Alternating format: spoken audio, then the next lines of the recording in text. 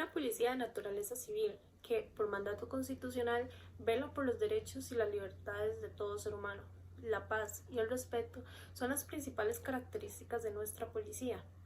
Pero, ¿cómo se logró establecer una policía con conciencia democrática, pacifista, humanista y civilista? Un saludo para todos y todas. Mi nombre es Loriana Castillo y les hablaré sobre el origen y la evolución de la policía en Costa Rica. Su origen podría remontarse a la época colonial. Esta época se caracterizó por una superioridad militar por parte de los conquistadores, por lo que el encuentro con los nativos costarricenses fue violento. Con la justificación de la creencia católica, muchos indígenas fueron sometidos por las milicias. Por otra parte, las milicias también tenían la función de repeler los ataques o invasiones enemigas, utilizando armas de fuego y lanzas, por lo que éstas se instalaron en gran parte de nuestro territorio. Siguiente a esta época, se ingresa al periodo comúnmente llamado Campaña Nacional, en donde el expansionismo estadounidense, bajo la bandera del Destino Manifiesto, fundamentó el objetivo de William Walker de someter a Centroamérica en un momento en el que el río San Juan era una importante vía transoceánica. La guerra inició por el peligro que significaba la presencia de Walker en Nicaragua y la invasión que se había dado al territorio costarricense. En las primeras batallas de Santa Rosa y Rivas salió victorioso el ejército costarricense, pero para esos años era una institución fuerte con un buen armamento y bien preparada bajo la instrucción de militares europeos. Sin embargo, debido a la peste del cólera que acabó con el 10% de la población, el ejército de Costa Rica tuvo que retirarse del escenario de esta guerra. En noviembre de 1856, Costa Rica volvió al conflicto y después de varios combates en los cuales también participaron otros ejércitos centroamericanos, William Walker se rindió en mayo de 1857. La importancia de la campaña nacional en la conformación del discurso de identidad nacional costarricense fue similar al papel que tuvieron las luchas por la independencia en los nacionalismos de varios países latinoamericanos. Momentos claves del proceso fue la inauguración de la estatua de Juan Santamaría en 1891 en Alajuela y el Monumento Nacional en 1895 en San José. Siguiente a este acontecimiento se dio una dictadura en Costa Rica, llamada la dictadura de Tinoco. Tinoco se adueñó del poder en 1917, dando un golpe de estado al aquel entonces presidente Alfredo González Flores. Importante mencionar que la figura de Tinoco trató de impulsar un amplio proyecto de reorganización de las fuerzas militares y policiales. Mediante el fortalecimiento de la carrera profesional, filtró con exámenes a los que solicitasen el puesto de policía, así como mejoró los sueldos y creó la Guardia Montada. Para esa época, en el país existía una crisis económica debido a la Primera Guerra Mundial, aunado al descontento por las medidas represivas. La dictadura fue desestabilizada y Tinoco abandonó el poder. El ejército costarricense fue debilitándose poco a poco. En 1912 se inició una guerra en contra de Panamá. Debido a esta invasión del ejército panameño al sur del país, los costarricenses defendieron el territorio e inclusive enviaron más personal a la línea.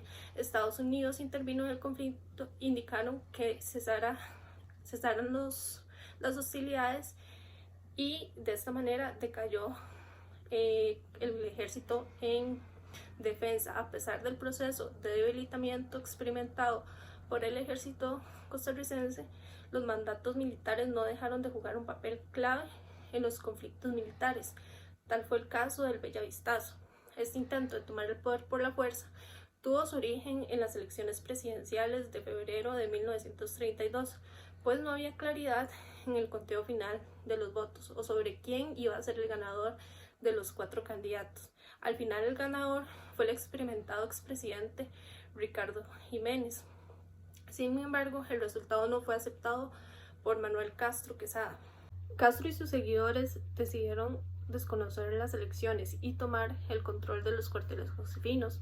Sin embargo, el comandante del cuartel de artillería no los apoyó, a diferencia del comandante del Bellavista, Amadeo Vargas. Fue así como los participantes de los movimientos se atrincheraron 4 días en el Bellavista, en donde recibieron disparos desde el cuartel de artillería, la FANAL y el Liceo Costa Rica, entre otros puntos.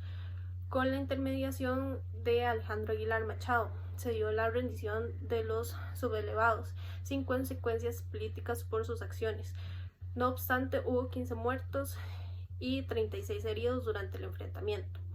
La década de los 40 se caracterizó por la ampliación del rol social y económico del Estado y por la conflictividad política e ideológica de las elecciones presidenciales del 48. Otilio Ulate había sido declarado ganador frente al expresidente Rafael Calderón Guardia. Ulate contó con el apoyo de José Figueres Ferrer, de varios partidos y del Centro para el Estudio de los Problemas Nacionales. La anulación de las elecciones del 48 fue detonante de la guerra civil liderada por José Figueres Ferrer. El conflicto duró 5 semanas y generó más de 500 muertos. A pesar del cese del conflicto, siguieron presentes la violencia y la represión.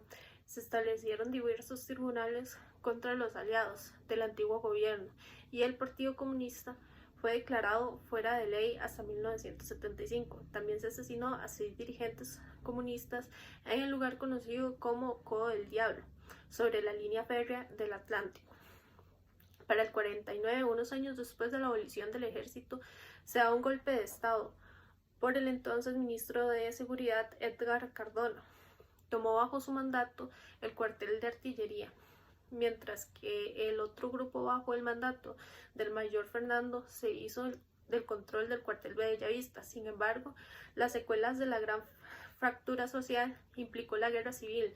No había terminado. Desde la frontera con Nicaragua se dio en enero del 55 el intento de invasión militar para derrocar a José Figueres Ferrer, quien había sido electo presidente en el 53. La invasión fue liderada por el expresidente Rafael Ángel Calderón Guardia y sus allegados. Además contó con el apoyo de los dictadores Anastasio Somoza de Nicaragua y los de Venezuela y República Dominicana.